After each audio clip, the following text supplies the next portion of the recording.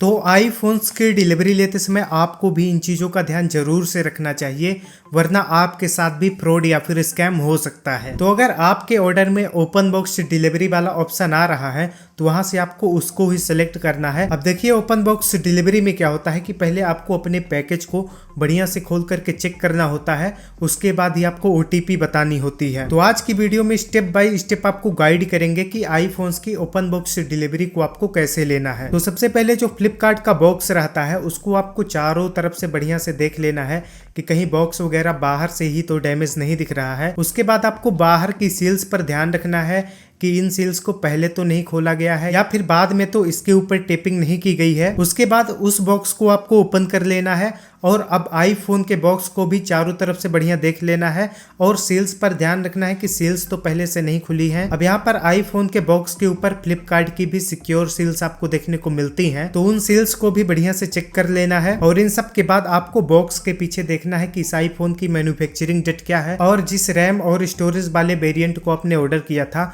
वो चीजें बॉक्स के पीछे मेंशन है या फिर नहीं। अब इसके बाद आपको बॉक्स को ओपन कर लेना है और ओपन करते ही आईफोन की बैक साइड को ध्यान से देखना है कि कहीं वहां पर तो डस्ट वगैरह नजर नहीं आ रहे हैं। उसके बाद आपको कैमरा लेंस के आसपास देख लेना है कि वहां पर तो स्क्रैचेस नहीं है और ना ही कोई डस्ट वहां पर होने चाहिए। उसके बाद आपको साइड्स में बढ़िया से चेक कर लेना है, साइड्स में स्क्रैचेस वगैरह नहीं होने चाहिए और कई बार साइड्स के कलर फेड वगैरह हो जाते हैं तो वहां पर भी उन चीजों का ध्यान देना है। उसके बाद सामने की स्क्रीन से जब आप रैपर को हटाएंगे तब रैपर को हटाते समय उस फील को ध्यान में रखिएगा कि ये रैपर सभी जगह से आईफोन की स्क्रीन से बराबर चिपका था या फिर नहीं, क्योंकि यहाँ पर अगर कोई रैपर को निकालने के बाद वापस से उस पर चिपकाएगा तो वहां पर रैपर बराबर तरीके से आईफोन की स्क्रीन पर नहीं चिपकेगा। अब देखिए उसके बाद आपको अपने फोन को ऑन करना है। अब जनरली तो आईफोन्स में इतनी बैटरी होती है कि वो ऑन हो जाए। अब यहाँ पर ऑन होते ही नीचे की साइड पर कॉर्नर में आपको आई बटन पर IMEI नंबर और सीरियल नंबर को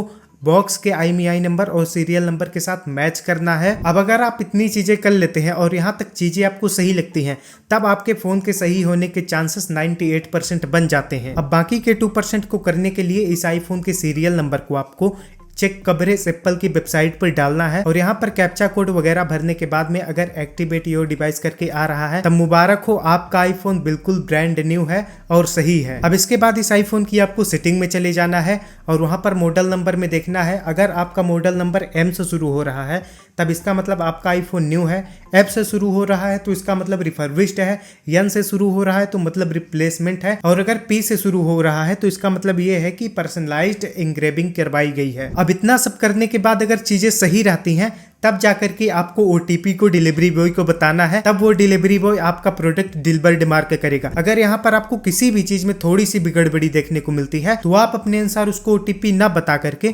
प्रोडक्ट को अनडिलीवर्ड करवा सकते हैं। अब क्योंकि आपका प्रोडक्ट ओपन बॉक्स डिलीवरी में था तो ओपन बॉक्स डिलीवरी में अगर आपको चीजें सही नहीं लगी हैं तो आप उसको डिलीवरी बॉय को वापस भी दे सकते हैं। बस ध्यान में रखिएगा कि OTP को डिलीवरी बॉय को नहीं बताना है। अब देखिए इस ओपन बॉक्स डिलीवरी के प्रोसेस को मैंने स्टेप बाय स्टेप को इतने ज़्यादा डिटेल में बताया है और शायद ही यूट्यूब में कोई ऐसी वीडियो देखने को मिले जो कि इतना डिटेल में बताए।